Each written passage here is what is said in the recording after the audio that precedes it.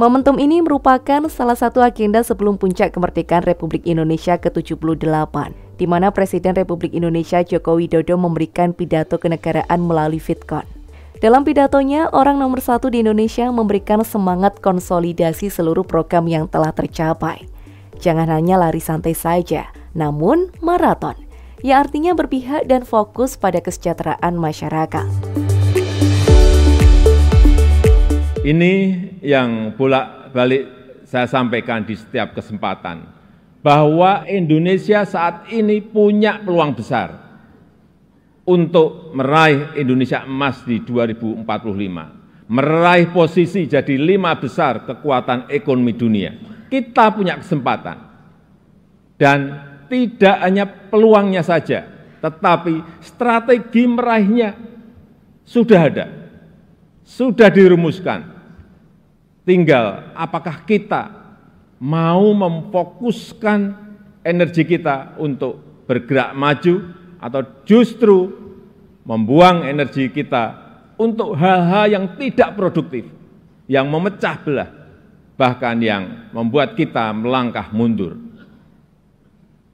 Bapak, Ibu, saudara-saudara sebangsa dan setanah air, para hadirin yang saya muliakan. Bonus demografi yang akan mencapai puncak di tahun 2030-an adalah peluang besar kita untuk meraih Indonesia Emas 2045. 68% adalah penduduk usia produktif. Disinilah kunci peningkatan produktivitas nasional kita. Selanjutnya, peluang besar yang kedua adalah international trust yang dimiliki Indonesia saat ini, yang dibangun bukan sekedar melalui gimmick dan retorika semata, melainkan melalui sebuah peran dan bukti nyata keberanian Indonesia dalam bersikap.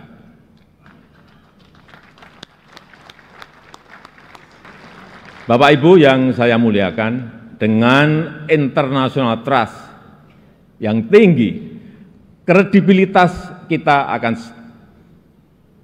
lebih diakui. Kedaulatan kita akan lebih dihormati. Suara Indonesia akan lebih didengar, sehingga memudahkan kita dalam setiap bernegosiasi. Peluang tersebut harus mampu kita manfaatkan. Rugi besar kita jika melewatkan kesempatan ini, karena tidak semua negara memilikinya dan belum tentu akan kembali memilikinya. Sehingga strategi pertama untuk memanfaatkan kesempatan ini adalah mempersiapkan sumber daya manusia Indonesia. Kita telah berhasil menurunkan angka stunting menjadi 21,6% di 2022 dari angka sebelumnya 37%. Menaikkan indeks pembangunan manusia menjadi 72,9 di 2022. Menaikkan indeks pemberdayaan gender menjadi 76,5 di tahun 2022. Menyiapkan anggaran perlindungan sosial total, kalau dijumlah dari 2015 sampai 2023, sebesar 3.212 triliun. Termasuk di dalamnya Kartu Indonesia Sehat, Kartu Indonesia Pintar, KIP Kuliah, PKH, Kartu Sembako, serta perlindungan kepada lansia, penyandang disabilitas, dan kelompok-kelompok rentan lainnya. Serta reskilling dan upskilling tenaga kerja melalui Balai Latihan Kerja dan program Kartu Prakerja. Di saat yang sama, SDM yang telah kita persiapkan harus mendapatkan lapangan kerja untuk menghasilkan produktivitas nasional. Sehingga kita juga harus mengembangkan sektor ekonomi baru yang membuka lapangan kerja sebanyak-banyaknya, yang memberikan nilai tambah sebesar-besarnya.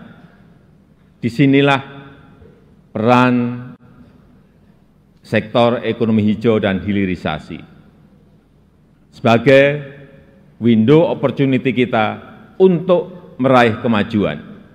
Karena Indonesia sangat kaya sumber daya alam, termasuk bahan mineral, hasil perkebunan, hasil kelautan, serta sumber energi baru dan terbarukan. Tapi kaya SDA saja, kaya sumber daya alam saja tidak cukup. Jadi pemilik saja juga tidak cukup. Karena itu akan membuat kita menjadi bangsa pemalas yang hanya menjual bahan mentah kekayaannya tanpa ada nilai tambah, tanpa ada keberlanjutan. Saya ingin tegaskan, Indonesia tidak boleh seperti itu. Indonesia harus menjadi negara yang juga mampu mengolah sumber dayanya, mampu memberikan nilai tambah dan mensejahterakan rakyatnya. Dan ini bisa kita lakukan melalui hilirisasi yang sudah ratusan kali saya sampaikan, puluhan kali saya sampaikan. Hilirisasi yang ingin kita lakukan adalah hilirisasi yang melakukan transfer teknologi, yang memanfaatkan sumber energi baru dan terbarukan, serta meminimalisir dampak lingkungan. Hilirisasi yang ingin kita lakukan adalah hilirisasi yang tidak hanya pada komoditas mineral, tapi juga non-mineral, seperti sawit, rumput laut, kelapa, dan komoditas-komoditas potensial lainnya, yang mengoptimalkan kandungan lokal, yang bermitra dengan UMKM, bermitra dengan petani, bermitra dengan nelayan, sehingga manfaatnya terasa langsung bagi rakyat kecil. Upaya ini sedang kita lakukan dan harus terus dilanjutkan. Ini memang pahit bagi para pengekspor bahan mentah.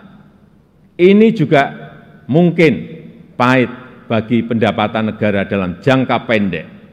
Tapi jika ekosistem besarnya sudah terbentuk, jika pabrik pengolahannya sudah beroperasi, saya pastikan ini akan berbuah manis pada akhirnya.